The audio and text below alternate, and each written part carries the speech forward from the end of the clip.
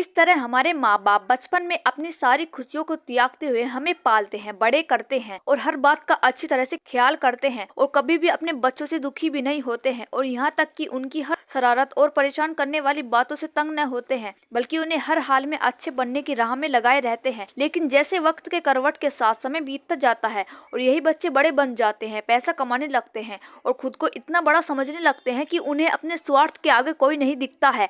ऐसे में उनके वही माँ बाप बोझ भी लगने लगते हैं और बुढ़ापे में माँ बाप की सेवा करने और उन्हें खुश करने के बजाय उनमें ही दोष निकालने लगते हैं। ऐसे संतान होने ना होने के बराबर ही होते हैं जो बुढ़ापे में अपने माँ बाप की सेवा नहीं कर सकते हैं, दो वक्त समय निकालकर उनके साथ कुछ पल नहीं बिता सकते हैं। ऐसे बच्चे माँ बाप के बुढ़ापे की लाठी बनने की बजाय उल्टा माँ बाप को बोझ समझने लगते हैं। तो चलिए, जिस प्रकार हमारे माँ बाप हमारे वजूद के कारण होते हैं, फिर वही माँ बाप इन बच्चों के लिए बोझ लगने लगते हैं। इसी सोच पर यह दिल को छू लेने वाली कहानी माँ बाप के सम्मान को पढ़ते हैं, जिससे हम सभी बहुत बड़ी सीख ले सकते हैं। एक 80 वर्षीय व्यक्ति अपने 45 वर्षीय उच्च शिक्षित बेटे के साथ अपने घर में सोफे पर बैठा था। अचानक उनकी खिड़की पर एक कौवा बैठ गया। पिता ने अपने बेटे से पूछा, यह क्या है? बेटे ने जवाब दिया, यह एक कौवा है। कुछ मिनटों के बाद पिता ने अपने बेटे से दूसरी बार पूछा, यह क्या है? बेटे ने कहा, पिताजी मैंने अभी आपको बताया तो है, यह एक कौवा है। कहाँ है? थोड़ी देर बाद बूढ़े पिता ने फिर से अपने बेटे से तीसरी बार पूछा, यह क्या है? इस समय बेटे के स्वर में कुछ जलन महसूस हुई। तब उसने अपने पिता से झुंझलाते हुए बोला, यह एक कौवा है, एक कौवा। थोड़ी देर बाद पिता ने फिर से अपने बेटे से चौथी बार पूछा, यह क्या है?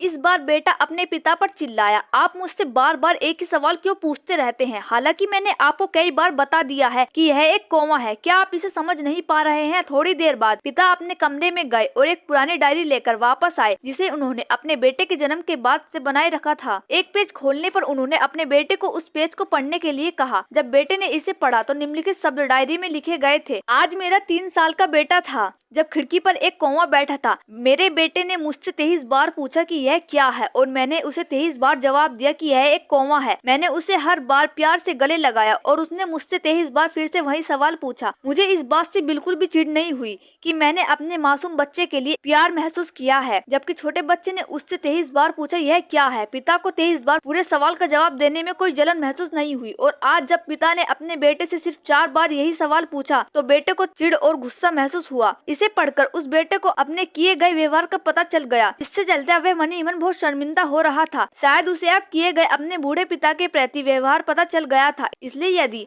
आपके माता पिता जब बुढ़ापे में होते हैं, उन्हें न तो पीछे छोड़े और न ही उन्हें एक बोझ के रूप में देखे, बल्कि उनके साथ एक दयालु शब्द बोले, शांत, आज्ञाकारी, विनम्र और उनके प्रति दयालु बने, अपने माता पिता के प्रति विचारशील रहे। आज इस बात को कहे, मैं अपने माता पिता को हमेशा खुश देखना चाहता हूँ। जब से मैं छोटा बच्चा था उन्होंने मेरी देखभाल की, उन्होंने हमेशा मुझ पर अपने निस्वार्थ प्रेम किए है। उन्होंने आज समाज में मुझे एक व्यक्ति के रूप में प्रस्तुत करने के लिए तूफान और गर्मी को देखे बिना सभी पहाड़ों और घाटियों को पार किया है। भगवान से प्रार्थना करे, मैं अपने बूढ़े माता पिता को सर्वोत्तम तरीके से सेवा करूंगा। मैं अपने प्यारे माता पिता को सभी अच्छे और दयालु शब्द कहूंगा, चाहे वे कैसे भी व्यवहार करे। तो आप सभी को इस कहानी को पढ़ने के बाद सीख जरूर मिली होगी। तो आपको यह कहानी कैसी लगी हमें कमेंट में जरूर बताएं और ऐसी इंटरेस्टिंग कहानियों के लिए चैनल को सब्सक्राइब करना न भूले। थैंक यू दोस्तों।